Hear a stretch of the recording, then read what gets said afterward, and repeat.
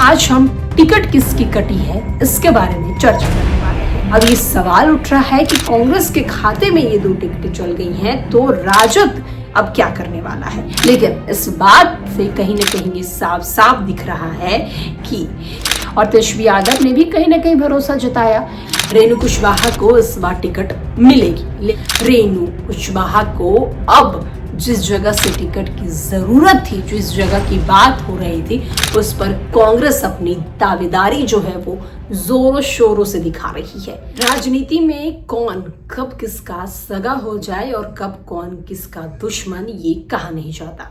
और बिहार की राजनीति तो किस तरीके से इसके लिए मशहूर है ये बात छुपी नहीं है। कब नीतीश कुमार राजद के साथ हो जाते हैं और कब नीतीश कुमार एनडीए के साथ चले जाते हैं ये सिर्फ और सिर्फ नीतीश कुमार ही जानते हैं। लेकिन आज हम नीतीश कुमार के बारे में नहीं बल्कि किसी और के बारे में बात करने वाले हैं। जी हाँ, आपका स्वागत है हमारे चैनल हिंदुस्तान में। आज हम टिकट किसकी कटी है इसके बारे में चर्चा करने वाले हैं। बिहार विधानसभा चुनाव को लेकर तमाम पार्टियां जोरों शोरों से अपना दमखम दिखा रही है। इसी बीच 2 ऐसी टिकट जो कि कांग्रेस के खाते में गई है। अब ये सवाल उठ रहा है कि कांग्रेस के खाते में ये 2 टिकटें चल गई हैं तो राजद अब क्या करने वाला है। जी हाँ, हम बात कर रहे हैं बिहारगंज और खगड़िया को लेकर। खगड़िया में जहां की कांग्रेस के खुद प्रत्याशी हैं वहां पर बने हुए हैं और इस बार भी खगड़िया से कांग्रेस ही चुनाव लड़ने वाली है।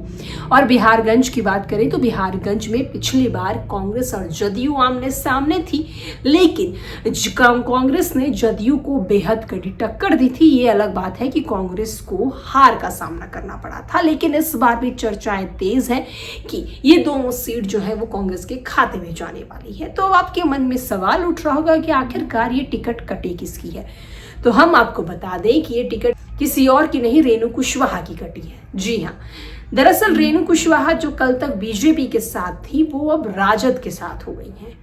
बीजेपी के साथ वो इसीलिए गई थी क्योंकि उन्हें ये पूरा भरोसा था कि बीजेपी उन्हें टिकट देगी, लेकिन ऐसा हुआ नहीं। उसके बाद उन्होंने तेजस्वी यादव का दामन थामा और तेजस्वी यादव ने भी कहीं ना कहीं भरोसा जताया रेणु कुशवाहा को इस बार टिकट मिलेगी। लेकिन इसके विपरीत हुआ, यानी कि बिल्कुल उल्टा। रेणु कुशवाहा को अब जिस जगह से टिकट की जरूरत थी, जिस जगह की बात हो रही थी, उस पर कांग्रेस अपनी दावेदारी जो है वो जोरों शोरों से दिखा रही है। तो क्या अब ये कहा जा सकता है कि रेणु जो कि दल बदल रही थी टिकट के लिए, अब उनका पत्ता इधर भी कट चुका है, यानी कि महागठबंधन में, यानी कि राजद में। अब क्या करेंगे। लेकिन इस बात से कहीं ना कहीं ये साफ साफ दिख रहा है कि नेता जो है वो किस तरीके से मौके फरस्ती होते हैं। जहां उन्हें अपनी दाल गलती हुई नजर आती है वहां चले जाते हैं, लेकिन कभी कभी उनकी दाल जो है वो जल जाती है। और ऐसा ही कुछ हुआ है रेणु कुशवाहा के साथ।